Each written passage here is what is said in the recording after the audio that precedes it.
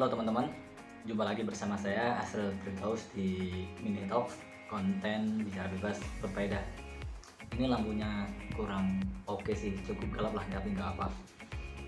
Ah, Tadi sebenarnya saya udah bikin video untuk pembahasan kita malam hari ini.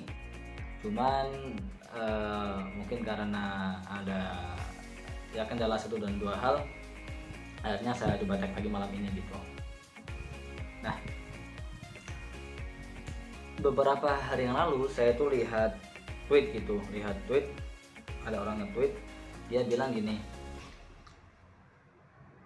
rencana dia itu eh apa namanya uang saku dia untuk kuliah sebulan itu 1 juta gitu. Dia bilang cukup apa enggak gitu, dengan catatan dia juga pengen nabung dari uang saku 1 juta itu per bulan. Nah, tapi di tweet itu juga dia juga bilang gini, ternyata di tanggal 12 itu uangnya tinggal 200 berapa gitu. Artinya kan nggak sesuai ekspektasi kan, rencana buat 1 bulan ternyata di pertengahan bulan sisa 200. Nah, ini menarik gitu, bagi saya ini menarik. Kenapa menarik? Ya karena saya juga pernah kuliah kan, saya pernah kuliah, taruhlah misal dia yang nge-tweet itu kuliahnya di daerah Jabodetabek, ya sama gitu. Saya juga kuliah di Jabodetabek, di Bogor gitu. Saya kuliah di Bogor. Saya kuliah tahun 2017 bulan September, lulus tahun 2021 bulan September. Artinya ya nggak terlalu beda jauh lah sama waktu dia nge-tweet gitu. Saya kuliah 4 tahun, uang saku saya per bulan itu 750.000. Untuk tempat tinggal itu 300, sisanya 450.000 untuk sebulan. Artinya 450.000 dibagi 30 hari, taruhlah kita bagi rata, pukul rata 30 hari sebulan. Artinya sehari itu maksimal saya harus jajan itu hanya 15.000 gitu. Pertanyaannya nyukup apa enggak? Nyukup. Ya nyatanya saya sekarang masih hidup kan, masih hidup. Saya masih sehat alhamdulillah gitu. Nah, kuncinya untuk teman-teman mahasiswa yang merasa kok uang sakunya nggak nyukup dengan jumlah nominal yang bagi saya cukup besar, itu 1 juta kan. Yang penting itu kalian nggak usah terlalu banyak gaya gitu, nggak usah terlalu ngikutin gaya teman-teman yang mungkin uangnya udah banyak. Ya tiap orang kan punya punya caranya masing-masing gitu, juga kondisi ekonominya juga mungkin berbeda. Nah, di sini yang harus teman-teman mahasiswa itu pegang prinsip, yaitu gak usah lah kalian itu ngikutin teman-teman yang bergaya gitu.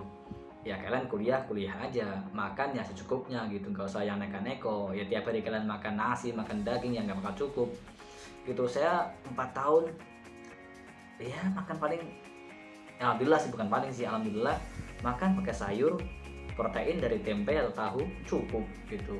Tinggal nanti misal pengen ada rasanya ya saya minta kuah, misal kuah opor atau kuah bumbu ikan dan sebagainya gitu. Alhamdulillah bisa survive gitu kan. Yang penting prinsipnya adalah makan untuk hidup gitu, bukan hidup untuk makan. Kalau makan untuk hidup artinya ya kita makan apa saja gitu, yang penting halal, yang penting itu menyehatkan, yang penting kita merasa cukup gitu. Kalau kita hidup untuk makan ya susah gitu, mau dikasih uang berapapun tetap nggak nyukup gitu. Nggak usah neko-neko kayak anak senja gitu, tiap malam ngopi 1 kali ngopi 15.000, itu sehari saya makan nggak bakal nyukup lah ngopi sesekali gitu. Dan buat mahasiswa itu banyak hal yang bisa dilakukan untuk menambah uang jajan kalian gitu. Saya waktu kuliah tingkat 1, saya jualan gorengan. Malu? Enggak gitu. Ya karena memang saya butuh uang tambahan gitu, biar saya bisa nabung juga, bisa jajan yang saya pingin juga gitu kan. kuliah jam 8, saya jam 7 atau setengah 7 saya udah keluar buat beli gorengan, bahasa Jawanya kulak lah gitu. Saya jalan kaki karena waktu itu nggak ada motor, nggak ada sepeda, saya jalan kaki ya kurang lebih bolak-balik mungkin 2 atau 3 kilo gitu. Saya lakukan tiap hari. Saya ngambil gorengan, terus saya jual di kelas yang sebenarnya itu cukup ilegal, misal ketahuan sama security di kampusnya. Ya masa bodoh lah, saya butuh, insya Allah halal lah. Meskipun agak melanggar aturan dikit ya, semoga halal gitu. Saya jualan, alhamdulillah dapat tambahan gitu kan. Karena juga misal ada teman-teman yang mau titip makan, saya buka just tip gitu. Saya mau makan, saya chat di grup nih, siapa yang mau makan, ini saya buka just tip, satu porsi 1.000 rupiah gitu. Misalnya ada 5 orang yang titip makan, ya berarti saya dapat 5.000 kan, lumayan bisa buat teman-teman saya jajan, bisa buat teman-teman saya makan gitu. Itu di kampus itu peluangnya sangat besar karena kita kuliah, kita capek di kelas, kadang ngantuk, kita jualan pasti laku insya Allah gitu. Yang penting ada niat dan niatnya baik. Atau misal teman-teman merasa kok aduh jualan capek banget, jualan malu gitu, misal malu nih, ya teman-teman bisa ngajar bimbel privat atau kelompok gitu, banyak kok. Nah kuncinya apa? Kuncinya ya kalian belajar, dia bisa ngasih kelas bimbel gitu loh. Kalau kalian nggak belajar ya nggak bisa juga gitu. Mau bimbel untuk mahasiswa bisa, mau bimbel buat anak-anak sekolah bisa gitu. Saya pun seperti itu. Saya waktu itu alhamdulillah punya, waktu tinggal di kontrakan, ada imam kita imam rumah gitu. Saya bilang ke namanya Mas Amri, ada itu ke Mas Amri, ada lowongan ngajar nggak gitu, saya butuh uang nih gitu. Ya kita sampaikan aja gitu, sampaikan ke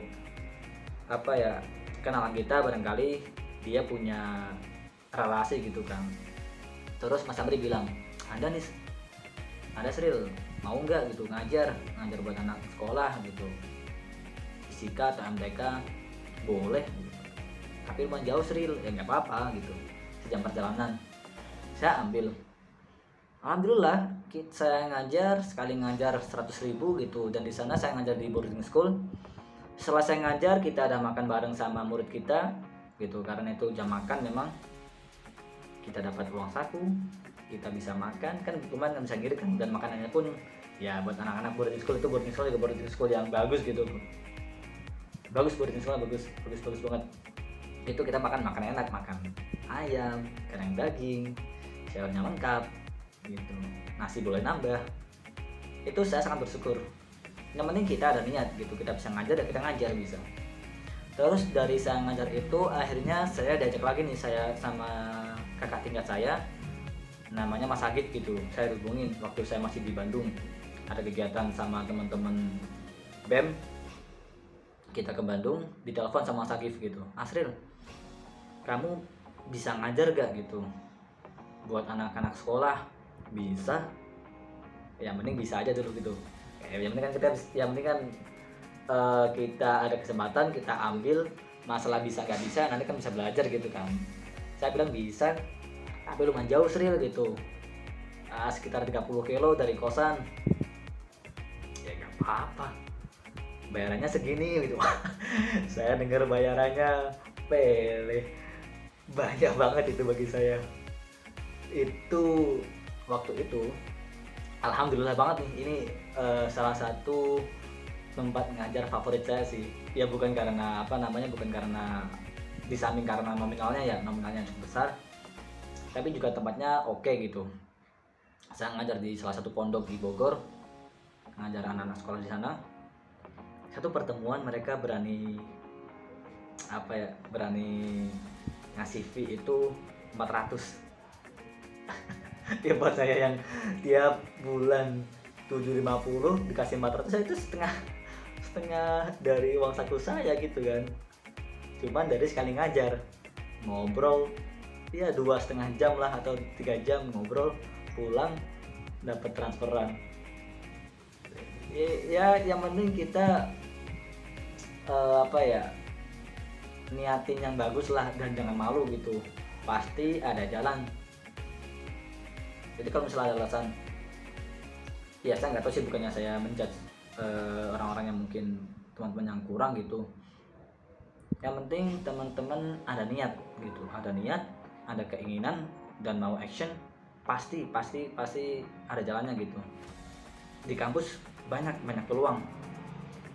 Yang penting kalian bergabung dengan circle yang memang mereka mendukung gitu, atau jadi asdos bisa. Saya pernah jadi asisten dosen untuk mata kuliah mekanika teknik.